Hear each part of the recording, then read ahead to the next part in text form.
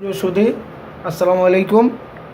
আমরা আজকে যেই নতুন ভিডিওটি নিয়ে আপনাদের সামনে হাজির হয়েছি, আশা করছি এই ভিডিওর মাধ্যমে আপনারা উপকৃত হবেন। ভিডিওটি যেই সমস্যার সমাধান নিয়ে আমরা আজকে আপনাদের সামনে এই ভিডিওটি আপলোড করেছি, সমস্যাটি হলো অনেকেই আমরা ফটোশপে বাংলা লিখতে sutounnmjর মাধ্যমে বাংলা লিখতে আমাদের এই সমস্যাটা আমরা অনেক সময় ফেস করে থাকি। তো আমরা কিভাবে ফটোশপের মাধ্যমে সহজে বাংলা লিখতে পারি সেই বিষয়টি নিয়ে আপনাদেরকে আজকে আমরা দেখাবো। তো আমরা প্রথমেই ফটোশপ সফটওয়্যারটি ওপেন করব। ফটোশপ সফটওয়্যারটি ওপেন হওয়ার পরে আমরা একটা ফাইল থেকে নতুন একটা পেজ নেই।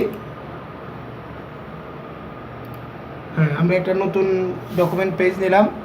এখন নতুন ডকুমেন্ট পেজ থেকে আমরা প্রথমেই উইন্ডো থেকে আমাদের ফন্টে লেখার জন্য ক্যারেক্টার অপশনটি, উইন্ডো থেকে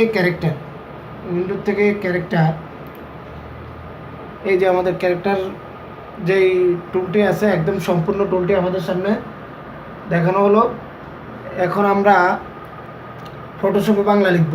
কীভাবে লিখব? এইখান থেকে আমরা sutounnmjটি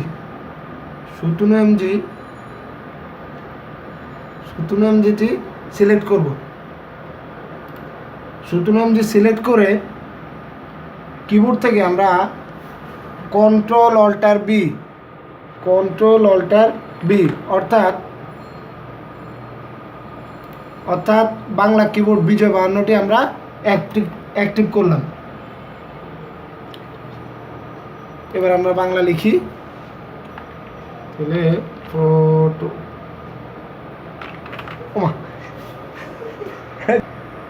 তাহলে আমরা বিজয় 52 সিলেক্ট করার পরে কন্ট্রোল অল্টার বির মাধ্যমে বিজয় 52 সিলেক্ট করার পরে এখন আমরা বাংলা লিখব। যেমন সহজে বাংলা লিখি।